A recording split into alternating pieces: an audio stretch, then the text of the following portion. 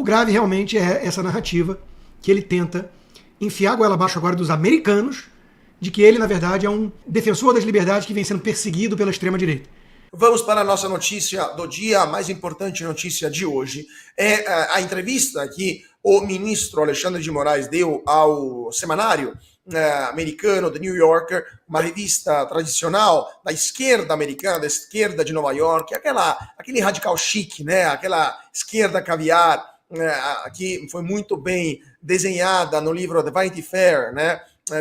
Do jornalista, grande jornalista americano, o Thomas Wolfe. E Alexandre de Moraes declarou que o Supremo Tribunal Federal, abre aspas, não tem limites claros de autoridade, fecha aspas. O ministro detalhou o que considera um plano de golpe do dia 8 de janeiro e o verdadeiro objetivo, segundo ele, era criar uma crise tão severa que o exército seria forçado a intervir. Sobre críticos nas redes sociais, ele comparou-os aos nazistas. Segundo Alexandre de Moraes, abre aspas, se Goebbels estivesse vivo e tivesse acesso ao X, estaríamos condenados, fecha aspas. E o ministro desafiou a possível pressão de Trump, abre aspas, se eles enviarem um porta-aviões e não chegar ao Lago Paranoá, não influenciará a decisão aqui no Brasil, fecha aspas. O ministro revelou a sua visão sobre empresas de tecnologia. Segundo ele, essas empresas querem criar uma nova Companhia das Índias Orientais para controlar o mundo. Antes de passar a palavra para a Fabi e para o Silvio, vamos ouvir o nosso Rodrigo Constantino, que mora nos Estados Unidos, e que vai dar a sua opinião sobre esta entrevista do ministro Alexandre de Moraes. Fala, turma do Bradock. Olha, eu vou comentar hoje o ensaio fotográfico de Alexandre de Moraes, né? Cá entre nós, é mais ou menos disso que se trata. Ele deu uma entrevista para uma publicação enorme de várias páginas na New Yorker, uma revista influente nos Estados Unidos, ainda que com um viés claramente progressista, né? Esquerda. O título já coloca, né? O juiz que está partindo para cima da extrema-direita digital, ou seja, aceita a narrativa, a valor de face de que Alexandre de Moraes é o grande defensor da democracia brasileira, só não, planetária. E coloca lá dentro, então, umas fotos que Fábio Setti tirou de Alexandre de Moraes, que são fotos cá entre nós, repletas de simbolismo, um fundo vermelho, uma sombra com aquela toga toda que acho que ele incorporou, né? A imagem do Voldemort, do vilão que o Elon Musk passou a denunciar, só que ele acha de alguma forma que isso é glamuroso. É o Darth Vader, né? E numa dessas fotos ele está, inclusive, com o olho fechado. Eu achei uma coisa meio esquisita, assim. Muita gente está implicando com ele nesse sentido, né? Mas o grave para mim não é a parte estética, em que pese isso ter aí sua possibilidade de interpretação. O grave realmente é essa narrativa que ele tenta enfiar a goela abaixo agora dos americanos, de que ele, na verdade, é um defensor das liberdades que vem sendo perseguido pela extrema-direita. Ele só ignora, claro, que a extrema-direita foi eleita com maioria dos votos, colégio eleitoral, e vencendo em todos os swing states, que são aqueles estados meio duvidosos, que é o Trump, junto com o Elon Musk, né? Então, ele não sei o que ele quer com isso, na véspera do julgamento aqui na Flórida, em Tampa, em relação a quem permitiu que adulterassem a entrada, né, falsificassem, na verdade, a entrada de Felipe Martins no país, coisa que não aconteceu, a gente já sabe. Então, o que o Alexandre de Moraes quer? Declarar guerra, dobrar a aposta? Bom, vaidade é o pecado preferido do diabo. Isso a gente sabe, né? E talvez Alexandre de Moraes esteja pecando em excesso, por excesso de vaidade. E isso possa complicar um pouco a vida dele na frente, porque os Estados Unidos é um país mais sério, aqui o buraco é mais embaixo. Então vamos ver, vamos aguardar. Ele nessa entrevista disse também que se os nazistas e o Goebbels tivessem a seu dispor uma rede como a X, eles teriam dominado o mundo. Bom, deixando de lado a questão da conjuntura e conjectura histórica, né? E se tivesse acontecido assim, o que nós sabemos de fato é que o Goebbels queria justamente censura, não liberdade de expressão. Ou seja, se o Goebbels fosse vivo hoje e o Partido Nazista tivesse poder com Hitler à sua frente, o nacional-socialismo, a gente não tem muita dúvida do que eles estariam fazendo, porque eles fizeram isso e pregavam isso abertamente. Eles estariam provavelmente censurando a plataforma X, onde muita gente estaria usando essa plataforma para criticá-los. Eles não aceitavam isso. É mais ou menos análogo ao que vem fazendo o próprio Alexandre de Moraes. Né? Mas são narrativas ridículas, não convencem mais ninguém, só que eles insistem e eles contam com esse aparato, né, da velha imprensa, da mídia mainstream, que está a serviço dessa agenda. A agenda da censura, a agenda da narrativa de que a extrema-direita, leia-se, qualquer conservador, é uma ameaça à democracia, e para proteger a democracia você precisa então esmagá-los, persegui-los, censurá-los, prendê-los, cria crime de opinião e bota na cadeia por espalhar fake news ou por discurso de ódio pessoas que estão apenas discordando da agenda socialista. Então é disso que se trata. Não vai convencer ninguém, mas é interessante para avaliar que o Alexandre de Moraes realmente tem o perfil de quem vai sempre dobrar a aposta. Tanto é que meteu uma multa de 20 mil reais no Felipe Martins, com ameaça de prendê-lo novamente, por um vídeo em que o Felipe Martins não fala um ai. Literalmente, ele não fala um ai. Ele passa o vídeo inteiro calado ao lado do seu advogado, Dr. Sebastião Coelho, que é o alvo dessa tentativa de intimidação, com certeza. Então, tudo muito esquisito, tudo muito sombrio. Essa é a turma do Supremo que está perseguindo os golpistas que deram um golpe ou tentaram dar um golpe armados de batom e Bíblia, enquanto que, na verdade, o golpe que foi dado foi aquele que soltou e tornou Lula elegível para que pudesse voltar à cena do crime, como diria o seu próprio vice. O Lula, que num ato falho ou de sincericídio, ou porque eles já perderam o pudor mesmo, disse nessa terça-feira, num evento, que ao contrário dos outros políticos quando são pegos roubando, ele não submergiu, que nem outros políticos ladrões. Ele foi para cima dos seus algozes. Ou seja, está tudo às claras. Lula é um ladrão que foi pego com a boca na botija. Mas ao contrário de ficar com medo ou quieto, que nem outros políticos, ele dobrou a aposta, foi para cima, contou com a ajuda suprema e venceu. E hoje, esse consórcio que envolve velha imprensa, STF e governo federal lulista, essa turma está destruindo o Brasil uma vez mais. Até quando? Essa é a pergunta que todos nós, que todos os brasileiros de bem fazem. E ninguém sabe a resposta ao certo. Bom, com certeza até acabar o dinheiro dos outros, deveria a resposta, né? Mas deixa eu só antes de passar a palavra para a Fabi, frisar, né, que o vídeo que o Consta está citando é do Lula falando sobre ladrões, políticos ladrões que ficam acuados e que ele foi para cima dos acusadores, é de janeiro de 2023, né, do 18 de janeiro de 2023, então apenas para eventuais correções que possam vir de nossos detratores, está feita aqui, então, está feita aqui a correção. Fabi Barroso, na sua opinião, você que é jurista, primeiramente, um ministro da Suprema Corte brasileira que dá uma entrevista para uma mídia estrangeira e que se recusa a falar com a mídia brasileira, porque até o momento não me parece que Alexandre de Moraes tenha sido tão generoso com a mídia brasileira como ele foi com a mídia internacional, né? The New Yorker, Le Figaro ano passado, entre outros, né? Na sua opinião, quanto é inapropriado isso? E quando você viu que na entrevista não havia nenhuma pergunta sobre o Clesão, por exemplo, ou sobre a Débora, 2 anos presa, ou sobre todos os abusos cometidos ou sobre o Felipe Martins, por exemplo, o que você achou desta entrevista? Bom, para mim pareceu uma dobra no tempo. De verdade, gente, eu não sei quem era aqui nascido, vivo, e sabe do que eu vou falar, mas se você não souber, vai no Google e digita Conde Vlad, lá do Ney La Torraca, da TV Pirata de 1991. É igualzinho, gente, é igualzinho.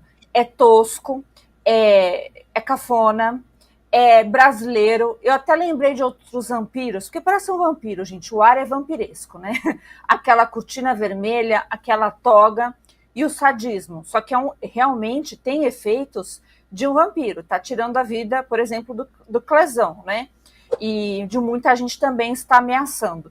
A gente olha esse contexto, a gente desacredita, tanto nas frases, nas 18 páginas, né, de pura cafonice, e obviamente que ele não vai falar com a mídia brasileira.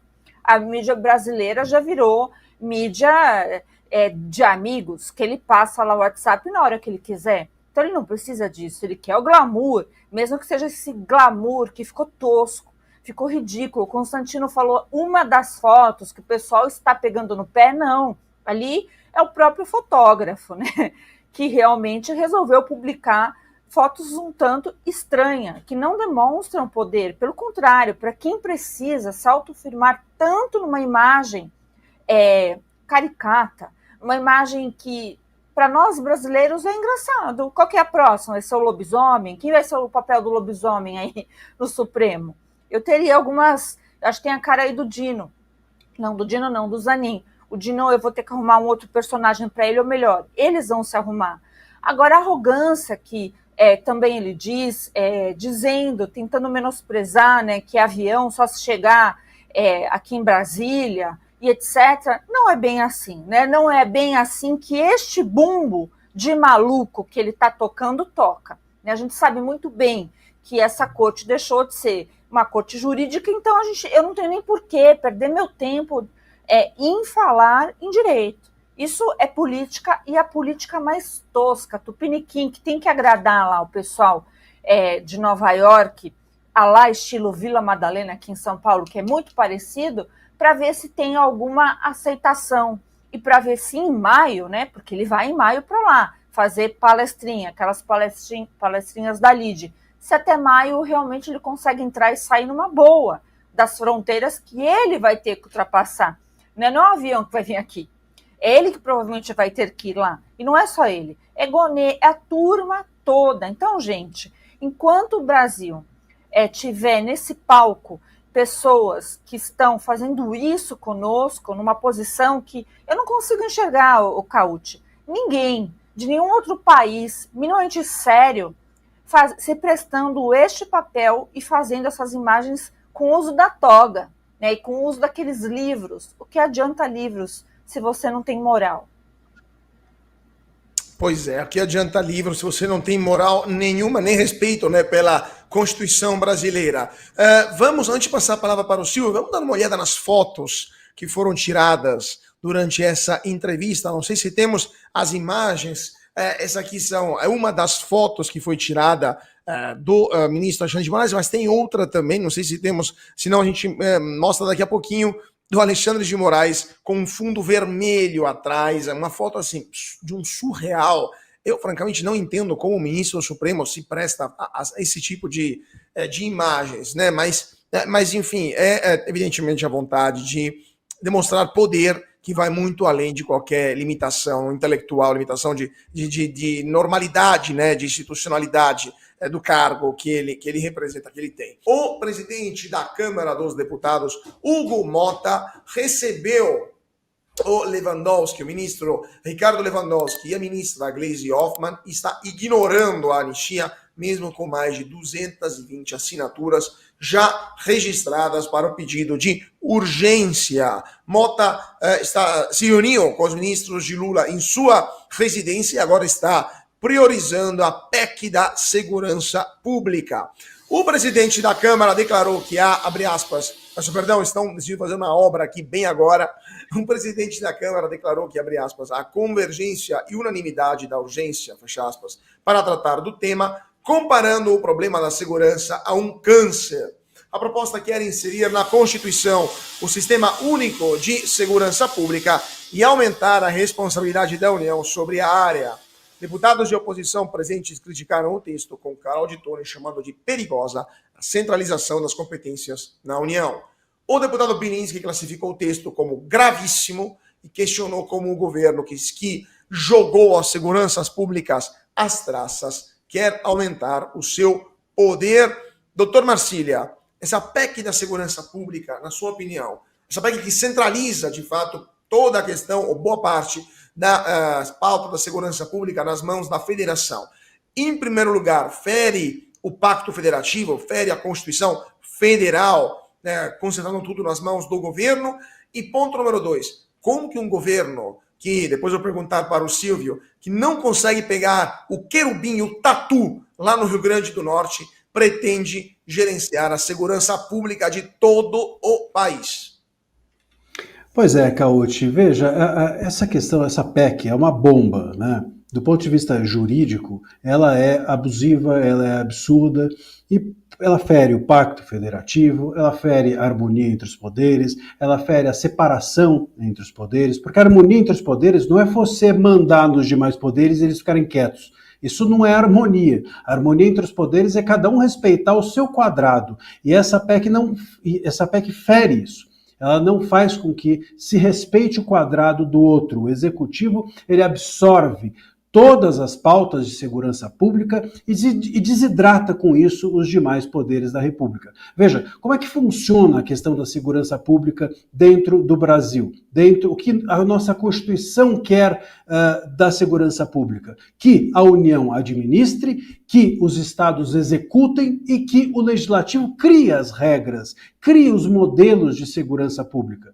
Quando a União absorve as funções dos demais e faz com que as regras e os modelos passem a ser criados pela União por meio dessa PEC, ela simplesmente coloca uma espada no peito do Legislativo e arranca-lhe todas as suas funções. Com isso, administra e põe para o Estado executar as pautas de segurança pública como se os estados e os governantes dos estados fossem meros empregados da União.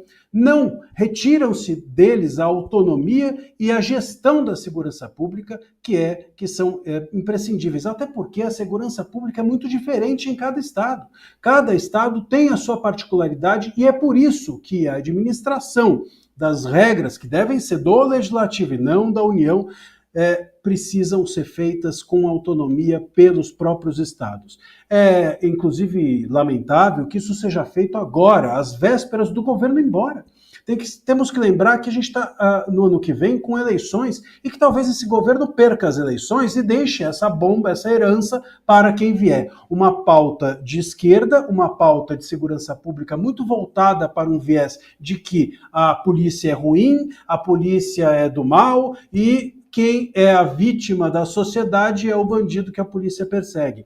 Um ponto aqui, apenas para ilustrar tudo isso, a PRF, por exemplo, ela passa a ter a sua função desidratada. Ela tem de ter autorização para que ela possa auxiliar os estados na sua função de polícia. Então, se desidrata a PRF, dá-se uma força imensa para a Polícia Federal, que passa a poder, por exemplo, combater milícias privadas, sabe-se lá o que é isso? Milícias privadas, obviamente, hoje em dia são entendidas como combate à liberdade de expressão, porque tudo é milícia, tudo é organização criminosa dentro das redes, então fortalece-se a Polícia Federal, enfraquece-se a Polícia Rodoviária Federal, que a gente sabe, historicamente, que estava até mesmo muito entusiasmada ou ligada de alguma forma ao governo Bolsonaro, enfim, falou-se muito disso há um tempo atrás, e que havia ali alguns polos de policiais que eram favoráveis ao Bolsonaro, então eles vão lá, enfraquecem, fortalecem a Polícia Federal, que está muito ligada ao governo Lula, e também com isso, as guardas municipais também são fortalecidas e eles desidratam as polícias militares e civis dentro das localidades. Ou seja, é um projeto, me parece, para quando a esquerda e o Lula deixarem o governo, eles criarem uma estrutura e deixarem de herança uma estrutura de esquerda dentro da segurança pública. Agora, isso ainda vai para a CCJ, isso ainda vai ser discutido por uma comissão especial, mas é necessário que os parlamentares compreendam o perigo que se está correndo com a estruturação de uma segurança pública indevida e totalmente ideologizada a partir dessa PEC. Ou seja, são dois sonhos da esquerda, né? A demilitarização da polícia e o aparelhamento das forças de segurança para depois, eventualmente, se perpetuar no poder, né, doutor Maciel? Exatamente, mesmo que eles não estejam mais no poder.